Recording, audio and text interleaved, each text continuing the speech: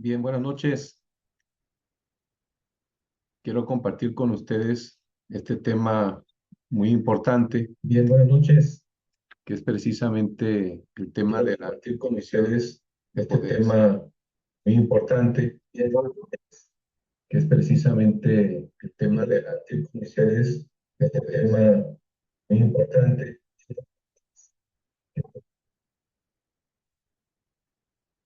Hay una discusión nacional en relación a este tema y pues es importante que podamos tener los elementos para poder analizarlo desde una perspectiva un poquito distinta posiblemente a como lo venimos analizando, pero en esta ocasión pues yo quiero abordarlo de una perspectiva distinta. Posiblemente es una perspectiva que no hemos considerado, pero que en esta hora quiero hacer partícipes a ustedes de esto. Espero que les sea útil. Pues bien, nuestro tema es la división de poderes y el aporte del cristianismo al Estado moderno.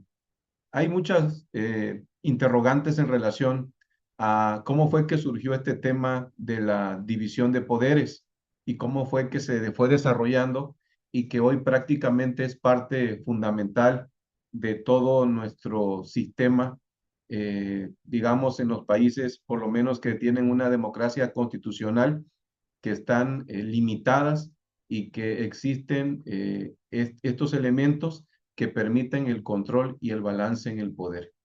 Este, este avance que se dio en cuanto a los regímenes democráticos fueron el resultado de un proceso que llevó muchísimos años para poderlo llevar a efecto. Entonces, básicamente, con el paso de los años, se fue desarrollando un concepto de lo que se entiende por la división de poderes. Eh, este concepto es la teoría política moderna que basa o busca limitar el abuso del poder y asegurar la justicia y el equilibrio en el gobierno. Entonces, la división de poderes no es otra cosa sino limitar el abuso del poder. Es decir, que quien ostente el poder actúe bajo el margen de la ley, bajo el imperio de la ley. Esa es la limitante que tiene. En los estados modernos, esa limitante, pues es la ley máxima que es la constitución de cada uno de los países. En términos jerárquicos, la constitución es superior a todo el sistema de ley. La constitución, de allí se desprenden todos los sistemas legales que hay, de tal suerte que todos estamos suscritos al imperio de la ley.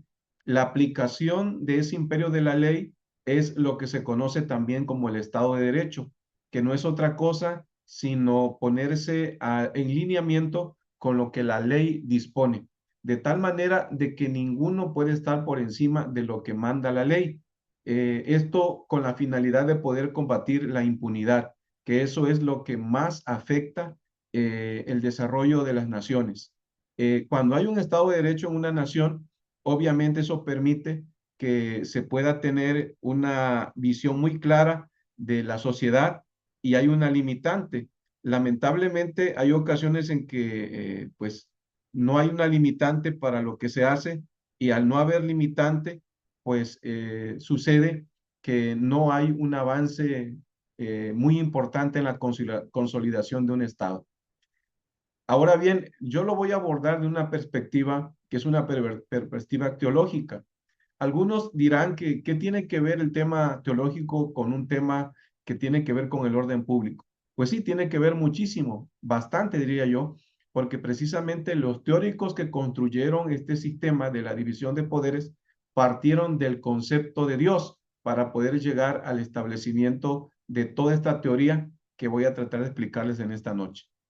Desde la perspectiva teológica reformada particularmente, este principio también encuentra respaldo y justificación. Es decir, la reforma del siglo XVI no solamente fue una reforma del concepto religioso que se manejaba en la época, sino también que trastocó todos los aspectos y espacios de la vida pública, de tal manera de que lo que en un momento se consideraba solamente sacro, sacramental, como pudiera ser todo lo concerniente al aspecto eclesiástico, para los reformadores, especialmente para Calvino, se convirtió en un todo abarcativo, es decir, y en sus conceptos, en sus propias palabras, que no hay ningún centímetro de la vida humana que no sea o no esté bajo la soberanía de Dios. ¿Eso qué cosa implica? Para los reformadores eso fue un gran desafío porque eso implicaba poder aplicar en su vida cotidiana todos estos conceptos que aparentemente no tenían nada que ver. En nuestro sistema moderno se ha pretendido bajo muchas circunstancias decir de que el Estado no debe de tener ninguna convicción religiosa. Y probablemente suena muy bonito y alguno dirá de que es así. Sin embargo, en los hechos no existe una neutralidad religiosa. Todos los movimientos políticos tienen un principio, una raíz que se convierte en determinado momento en su origen y fundamento religioso. Es decir, de que todo concepto social, político, ideológico está enraizado en el corazón de la persona y ese es el motivo religioso que los impulsa a hacer o realizar o llevar a la vida práctica ejecutando estos principios que ellos sostienen. De tal manera de que, y eso vamos a ser motivo quizás de otra conferencia posteriormente, de hablar del mito de la neutralidad en la vida pública. No existe tal cosa porque de una u otra manera toda concepción ideológica tiende a ser religiosa. ¿Por qué religiosa? Porque busca bajo toda circunstancia imponer ese sistema de pensamiento ideológico en todas las áreas y aspectos de la vida. Por lo tanto, al asumir esa posición, asume una postura netamente religiosa. Y los reformadores, al referirse a este concepto, querían decir también que el hombre, por su naturaleza misma, es una fábrica constante de ídolos. En pocas palabras, que el ser humano de una u otra manera es religioso, a pesar de que puede ser que alguno diga que no sostiene ningún principio religioso, es cuestión de analizar que tiene un principio espiritual que para ellos es el fundamento de las cosas. Para el cristianismo, el fundamento de las cosas es Dios. Por lo tanto, partimos de ese principio para entender todo lo que implica nuestra cosmovisión, la manera en que vemos nosotros el mundo y lo que está alrededor nuestro.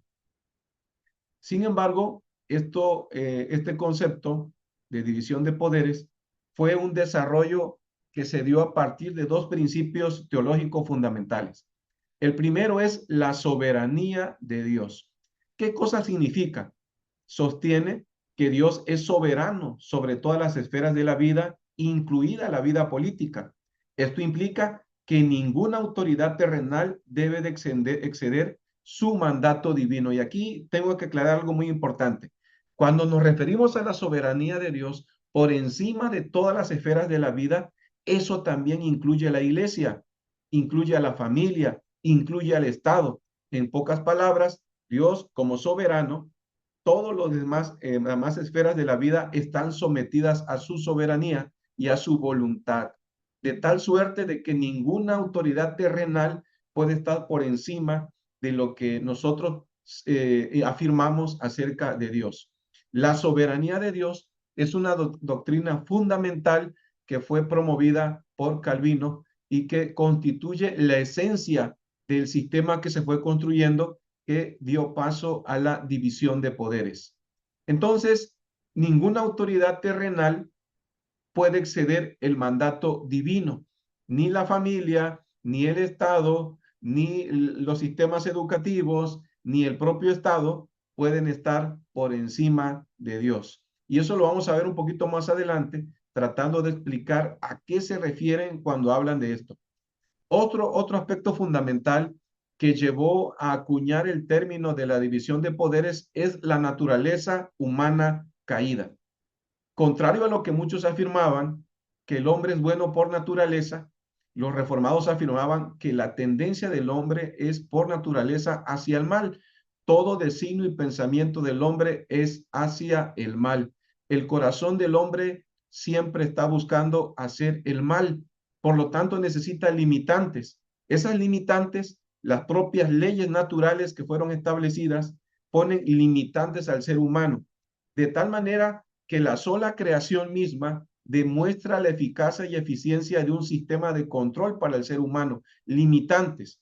Sin embargo, a través de los tiempos, también se fue creando un sistema legal que, digamos, era un parámetro para que el ser humano no se saliera de los aspectos de obediencia a Dios y de respeto a su prójimo. Fue conocido como los 10 mandamientos. Esos 10 mandamientos, que si bien es cierto, es una tabla, un decálogo que fue entregada directamente al pueblo de Israel, al pueblo judío de Israel, tiene una aplicación global porque sus principios son principios universales que incluso están presentes en todas las culturas sin necesidad de que existiera un decálogo porque estaba escrito en sus conciencias, en sus corazones. Por ejemplo, no robarás, una afirmación contundente de uno de los mandamientos.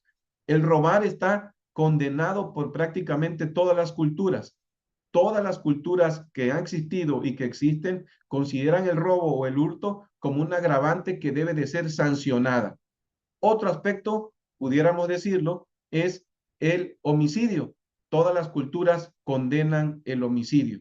¿Esto qué significa? De que sí existe un principio, una ley natural que a pesar de que no existe un sistema de un decálogo como sí existió en la revelación hacia el pueblo de Israel, está escrito en los corazones y esos sistemas fueron plasmados también en nuestras leyes. Hoy en día, casi todos los sistemas jurídicos penales sancionan el robo y sancionan el homicidio. ¿Eso qué implica? Que la naturaleza humana, por ser una naturaleza caída, pues obviamente está afectada y por lo tanto no se le puede entregar todo el poder a un ser humano porque tiende hacia el mal. Algunos dirán, por ejemplo, Juan Jacobo Rousseau decía y enseñaba, uno de los contractualistas, decía de que el hombre es bueno, pero que la sociedad lo corrompe. ¿Eso qué quería decir? Que el hombre entra como una especie de limpieza mental al ambiente en el que se mueve y lo que lo rodea es lo que lo contamina y el cual lo afecta. Sin embargo, pues no es así. El ser humano, para los teólogos reformados del siglo XVI y posterior, a partir de la revelación de las Escrituras, llegaban a la comprensión de la naturaleza humana. ¿Quién conoce el corazón del hombre? Y cuando se refiere a corazón, no se refiere esencialmente a este órgano que bombea la sangre, sino al centro neurálgico de nuestra mente, donde se toman las decisiones, y ese centro neurálgico de nuestra mente es de continuo hacia el mal. Por eso la necesidad de que existan leyes para limitar la actuación del ser humano fuera del ámbito que le ha sido determinado. Entonces, la división de poderes se presta como un mecanismo para prevenir la concentración del poder en manos de unos pocos o de una sola persona. A lo largo de la historia posterior a la reforma, el sistema de gobierno pues era la monarquía absoluta lo que dominaba. El monarca decidía por todos los aspectos de la vida de aquel entonces, de tal manera que lo que plantearon los reformados sí chocaba contra esa esfera y contra el derecho divino de los reyes. Posteriormente, con el paso de los años, este derecho divino de los reyes, al ser cuestionado, dado que había abusos en el ejercicio del poder, con el paso de los años, pues se fue demoliendo todo ese poder absoluto y se fue, digamos que, distribuyendo, y es así donde nace la división de poderes. Veamos algunos aspectos que me parecen interesantes para hacerlos. El propio Calvino, cuando habla de la política, él fue un dirigente en Ginebra, Suiza, y promovió un sistema de gobierno que incluía la participación de los ciudadanos y la separación de poderes entre la Iglesia y el Estado. Esta práctica influyó en el desarrollo de ideas democráticas. Es decir, que ya en este sistema, y fue una república, digamos, lo que inician en Ginebra, este sistema que plantea Calvino, lo que hace es incluir a la población en la toma de decisiones. La jerarquía eclesiástica que antes estaba subordinada a una sola persona, a un solo hombre, ahora es participativa. Crean un modelo o regresan al modelo del Antiguo Testamento, donde los apóstoles conformaban una gran, pues un grupo de trabajo que era integrado por ancianos. Entonces, el modelo de Calvino incluye la participación en las decisiones no solamente de la iglesia, sino de la propia ciudad de Ginebra, la participación de la ciudadanía. Ese modelo es el que posteriormente sirve de referencia para los sistemas republicanos y democráticos. Eso es motivo, sin duda, también de otro tema que hemos de abordar en su momento, como la república moderna, como cual la conocemos actualmente, es resultado y fruto de la aportación de la rama reformada del calvinismo a la vida pública. Entonces, estas prácticas influyeron en ideas. Un pensador dijo que Calvino salvó a Europa. Max Weber, en su libro del Capital, escribe o señala de que son las ideas de Calvino las que promueven la creación del Estado moderno y la economía libre como hoy la conocemos, porque fue un impulso que dio para que la independencia del poder eclesiástico separado del poder del Estado. Aquí hay que ponderar algo muy importante. Fueron los reformadores los que plantearon por primera vez la separación de la iglesia y el Estado, porque recordemos que durante la Edad Media, pues la iglesia y el Estado eran casi una sola, de tal manera de que no había distinción una de la otra. Ellos plantean esta posibilidad para efecto de que el poder no esté concentrado en una sola persona. Y aquí ya vemos otro antecedente de la división de poderes. Otro aspecto también es la teología del Estado, cómo sostenían ellos el concepto de estados. Ellos argumentaban que el Estado tiene una función ordenada por Dios y la separación de poderes es esencial para garantizar que cumpla su propósito sin usurpar la autoridad de la Iglesia. El Estado tiene una función esencial para los reformadores. ¿Cuál es esa función esencial del Estado? Combatir el mal, perseguir al mal, castigar a quienes practican el mal. Y eso lo hacen en referencia a Romanos 12, donde dice que el magistrado no en vano lleva la espada, es decir, que el poder coercitivo que tiene el Estado para perseguir y combatir al delincuente es lo fundamental en el desarrollo de un Estado moderno. El Estado, por lo tanto, tiene la obligación de combatir a aquellos que se ponen al margen de la ley. Para eso fueron creados los tribunales, precisamente, para evitar también de que la gente se haga justicia por sus propias manos. Los tribunales cumplen esa función y eso fue lo que esencialmente promovían los teóricos en esta época que les estoy mencionando.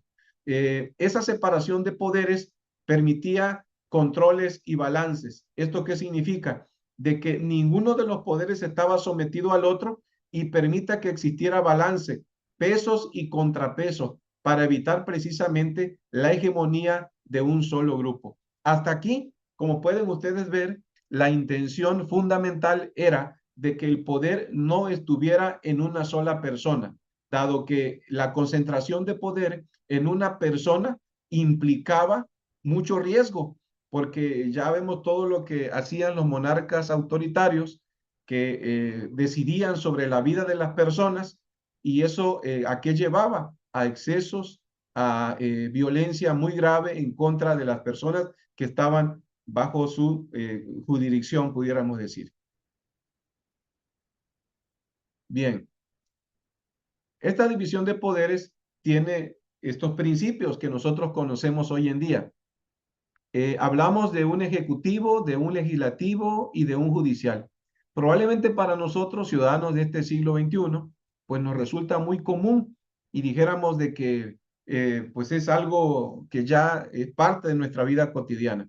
Sin embargo, si somos muy cuidadosos en estudiar, siempre habrá la tendencia del ser humano a revertir los alcances de este control. Siempre habrá la tentación de que el poder se concentre en una sola mano o en una sola persona. Eso ha sido el totalitarismo que se ha expresado en diferentes facetas de la vida humana. Entre ellas, obviamente, todos los eventos que se suscitaron, por ejemplo, en la Segunda Guerra Mundial, que fueron el resultado de expresiones totalitarias.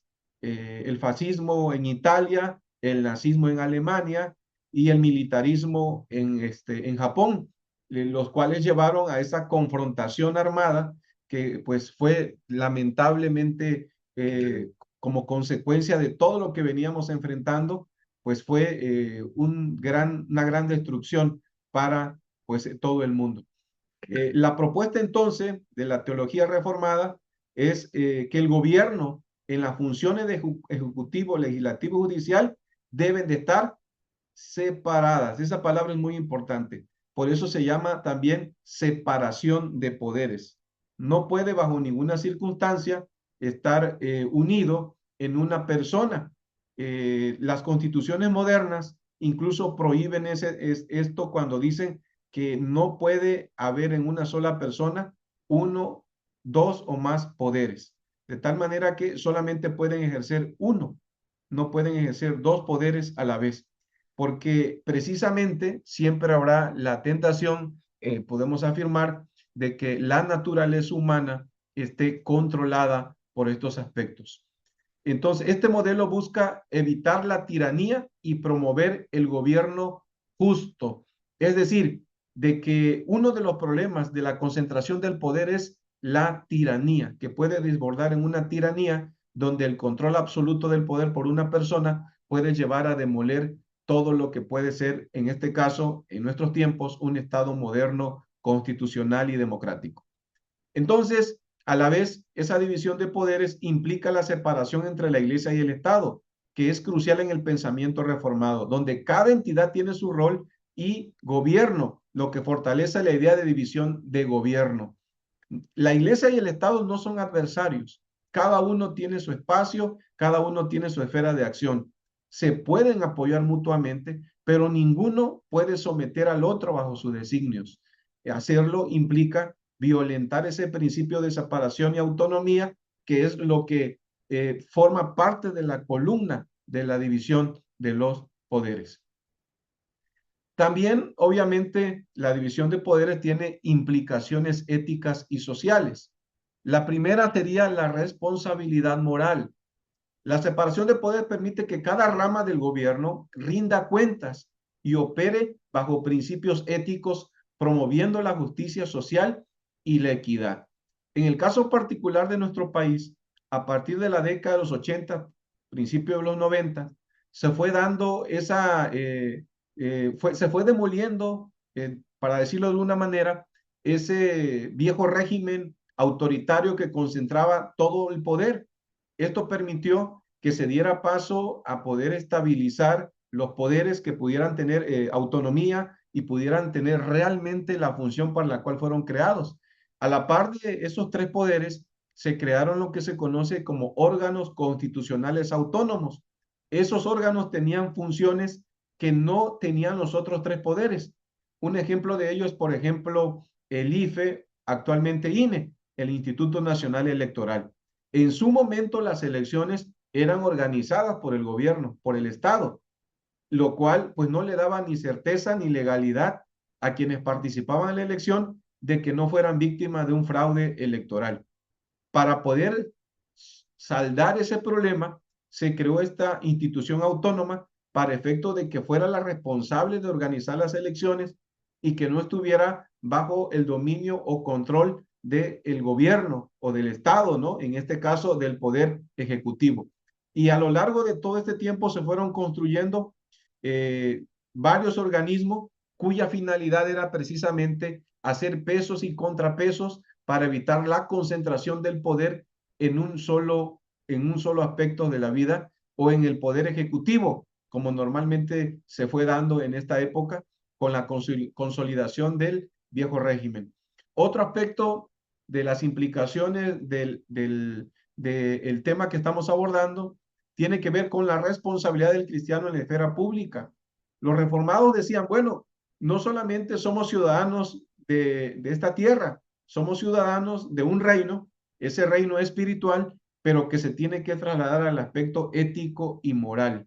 De tal manera de que la ética protestante, particularmente reformada o calvinista, tiene implicaciones de carácter sociales y éticos también, porque mueve la responsabilidad humana. El fundamento incluso económico de ellos se derivaba en tres aspectos esenciales: el trabajo, trabajar con honradez y el ahorro. Eso fue lo que le dio el éxito a las naciones en cuanto al término económico y que finalmente concluye con la construcción de lo que conocemos como capitalismo. Y eso es lo que ha hecho realmente prosperar a las naciones, esa ética que fue impulsada durante muchos siglos y que aún hoy en día algunas naciones que han prosperado económicamente y que están en la primera línea económica tienen esos principios, a pesar de que en cierta manera han abandonado sus raíces históricas asentadas en el cristianismo protestante. Entonces, la actividad política tiene la finalidad de garantizar que los principios de justicia y verdad prevalezcan. Por eso es de que, regresando un poquito hacia atrás, no puede estar el poder concentrado en una sola persona, porque tiene múltiples implicaciones antiéticas. Se ha dicho de que la división de poderes es el resultado de dos pensadores, de John Locke y de Montesquieu. Ciertamente, John Locke y Montesquieu desarrollaron la teoría de la división de poderes. Por cierto, por eso es que el tema es los orígenes del cristianismo, el aporte del cristianismo a la división de poderes, porque ambos, Montesquieu era católico y John Locke era anglicano. Entonces traían la formación también del cristianismo, por lo cual era necesario limitar el control y el poder. Ellos desarrollan ciertamente estas teorías, pero años atrás, otro pensador del cual se ha hablado muy poco fue el que planteó esto. Entonces John Locke afirma en su libro El ensayo sobre el gobierno civil que el poder de hacer las leyes recae en el poder legislativo, mientras que el ejecutivo le compete la ejecución de las leyes interiores de la sociedad sobre sus partes, y al federativo le corresponde el manejo de la seguridad de interés público en el exterior. Aquí federativo se refiere al judicial. Montesquieu, por otro lado, concluye en su libro El espíritu de las leyes que la separación de poderes es imprescindible para garantizar tanto el equilibrio entre los mismos como los derechos y las libertades de las personas. Ambos enunciaban la creación del poder legislativo como responsable de crear leyes. Entonces, aquí ya vemos de manera más clara cuál era el objetivo que buscaban estos pensadores. Como decía, años atrás, otro pensador desarrolló esto. Sin embargo, hay un motivo aquí, y ese es el motivo cristiano básico por el cual se desarrolla esto, que es el principio escritural. A raíz de la reforma del siglo XVI, se redescubrió el acercamiento a la Biblia, a las Santas Escrituras. Las Escrituras, además de contener lo que Dios quiere para el ser humano en cuanto a su vida espiritual, también tiene ciertos principios que son aplicables a la vida pública. Por ejemplo, este texto que voy a leer a continuación contiene prácticamente lo que implica la división de poderes. Veamos. Porque el Señor es nuestro juez, el Señor es nuestro legislador, el Señor es nuestro rey, Él nos salvará. Como pueden ustedes leer aquí, se enuncian ya las tres grandes columnas de la conformación del Estado moderno: juez, legislador y rey. Pero para la Escritura, el único que puede tener esos tres en él es Dios, el Señor. Por lo tanto, el ser humano, por su naturaleza caída, no puede bajo ninguna circunstancia tener esos tres principios, porque implica que lo va a desvirtuar, lo va a contaminar, y la naturaleza humana, la caída humana del ser humano, conlleva a echar a perder estos principios. Por eso es que el gobierno de muchos, no el gobierno de unos cuantos. Entonces, porque el Señor es nuestro juez, el Señor es nuestro legislador, el Señor es nuestro rey, Él nos salvará. Eso lo dice el libro de Isaías. Entonces fue Juan Altucio quien desarrolla en el libro que se llama La Política, metódicamente concebida e ilustrada con ejemplos sagrados y profanos, que por primera vez utiliza el principio de la separación de poderes. Él decía: el poder, no obstante, se estableció para la utilidad del pueblo, no la de quienes gobiernan y la utilizan del pueblo. No requiere lo más mínimo un poder ilimitado. Finalmente, el poder absoluto es malvado. Así lo definía él en cuanto al uso del poder. Por lo tanto, de allí que se requiriera que hubiera un poder limitado, no ilimitado. Decía: a menor poder de aquellos que gobiernan, más seguro y estable permanece el imperium. Aquí la palabra imperium no se refiere al imperio como tal, sino al ejercicio del gobierno o el gobierno del Estado como tal, que se traduce como dominio y cuyo significado moderno es el poder público. Entonces, a menor poder de aquellos que gobiernan, más seguro y estable permanece el poder público. Esa es la forma. Entonces el poder absoluto para Altucio no puede darse al magistrado supremo porque puede destruir la justicia. No toma en cuenta la utilidad y beneficio de los gobernados, sino el placer privado. Entonces, para Altucio, el poder absoluto está prácticamente descartado. Y como está descartado, pues obviamente hay una limitante. Por cierto, dicho de paso, Altucio no solamente fue un político, fue un filósofo, fue un jurista, profesor universitario, teólogo calvinista alemán y que también sirvió en el gobierno como síndico.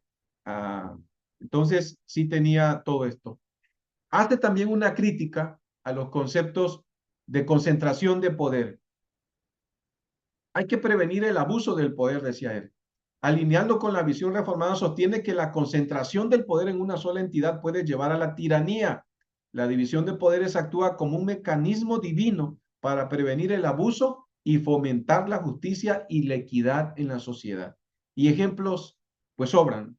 Ya explicaba hace un instante el tema de la Segunda Guerra Mundial, pero ha sucedido también en los estados totalitarios socialistas, por ejemplo, caso de Stalin en la Unión de Repúblicas Socialistas Soviéticas o Mao Zedong en China, el propio Benito Mussolini en Italia o Adolfo Hitler en Alemania y así sucesivamente el propio régimen norcoreano, régimen cubano y hacia donde vamos también el régimen venezolano, que también de una u otra manera es una concentración del poder en una sola persona que manda y ordena a los otros poderes.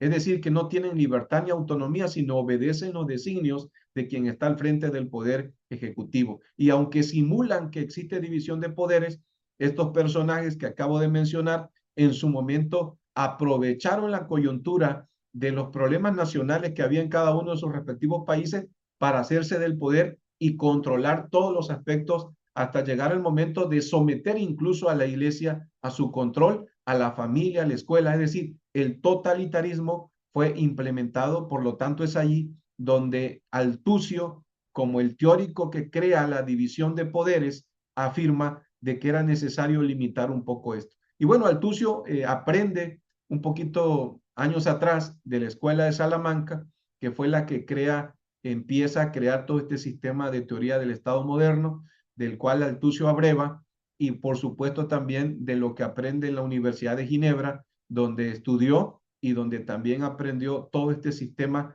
de los controles y balances del poder. Entonces, pues obviamente, otro aspecto que tiene que ver es la responsabilidad cívica, es decir, la participación en el bien común. Altucio invita a los cristianos a involucrarse en la vida política, no solo como un deber moral, sino como una forma de vivir su fe en el ámbito público. La ética reformada promueve una participación activa de los asuntos sociales y políticos, defendiendo los valores del reino de Dios. Entonces, si alguien tiene vocación en el ámbito político, la promoción que hace Altucio es participar. Y como ciudadanos de esta tierra, como ciudadanos del mundo, pues nuestra tarea también es participar, aportando también a la sociedad, pues todos esos elementos que constituyen la ética y la moral cristiana. Durante muchos siglos, el cristianismo aportó al proceso de civilización de la humanidad y sobre todo a Occidente. Muchas de las instituciones que existen hoy en día son resultado del aporte que ha tenido el cristianismo. Sin embargo, con el paso de los años, ante una falsa premisa de que el tema del cristianismo pues, era religioso, decían los que se oponían, por lo tanto debe de estar allá subordinado a las cuatro paredes de una iglesia y por lo tanto no deben de estar involucrados en la vida pública. Sin embargo, se pasa por alto de que si bien los ciudadanos como tal pueden tener una convicción religiosa cristiana, también es cierto de que están en la vida pública actuando y por lo tanto tienen que tener un punto de referencia con el cual van a actuar. Y ese punto de referencia, pues obviamente tiene que estar fundamentado en una ética que tiene que estar eslabonada y ese principio de la ética para los cristianos es las escrituras, porque es la que revelan la voluntad de Dios no solamente para sus vidas, sino también para las naciones. Y en ese sentido, pues es importante participar. Por eso Altucio decía, la responsabilidad cívica de los cristianos es fundamental en estos tiempos. Y ese sería el llamado quizás en esta noche para poder entender todo lo que implica la separación de poderes, de dónde viene, a defender ese principio de la separación de poderes, que es un principio esencial para una democracia constitucional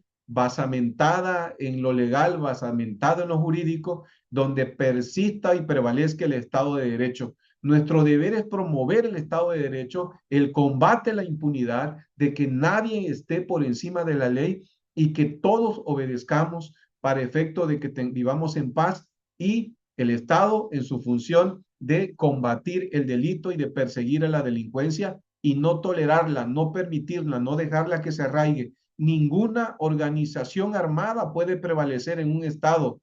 El poder coercitivo del Estado, el poder armado que tiene, solamente lo tiene que tener el Estado, pero es para combatir a quienes se ponen al margen de la ley. Toda organización humana armada que esté rivalizando contra el Estado, pues tiene que ser combatida, tiene que ser limitada y no tolerada, porque tolerar este medio, ¿qué significa? Pues todo lo que estamos, por ejemplo, viviendo muchos países latinoamericanos. En conclusión, podemos decir que desde la perspectiva reformada, la división de poderes refleja un entendimiento profundo de la relación entre la soberanía divina y el orden humano. Ya explicábamos por qué la soberanía divina es esencial. Para entender la naturaleza del ser humano hay que entender que Dios está por encima de todo. Jesús, cuando fue llevado, por ejemplo, ante el tribuno, ante el tribunal de Pilato, Pilato le dice y lo cuestiona, qué es la verdad, y lo trata de presionar de diferentes maneras. Y Jesús da una afirmación muy importante. Dice, ninguna autoridad tuviera sobre mí si mi Padre no te lo hubiera dado. ¿Eso qué significa? Que para Jesús la autoridad que Pilato tenía era una autoridad derivada que le había sido otorgada por Dios, pero que lamentablemente la estaba usando de una forma incorrecta. Pero Jesús está afirmando que los gobiernos mundiales tienen una autoridad derivada de Dios, se la ha otorgado para precisamente combatir el mal. Cuando el Estado se ha apartado de esa voluntad y de esa función esencial que tiene, pues tenemos estados fallidos, y muchos estados están en ese proceso, cuando en vez de combatir a quienes sí cometen el mal, empiezan a combatir a quienes hacen el bien, o desde su perspectiva empiezan a promover algo distinto. Caso Nicaragua, por ejemplo, donde hay una persecución abierta tanto a los católicos como a los evangélicos. Entonces, también se promueve la idea de que una sociedad justa y equitativa se fundamenta en un sistema político que prevenga la concentración del poder y fomente la responsabilidad ética y cívica de los ciudadanos. Entonces, en la medida en que se controle el poder, en que se evite la concentración del poder, se va a actuar de una forma mucho más equitativa. Concentrar el poder en una sola persona o en un grupo de personas traerá tarde o temprano una catástrofe para la nación. Probablemente hoy estamos nosotros viviendo en México momentos decisivos, porque se están tomando muchas decisiones que pudieran socavar la división de poderes.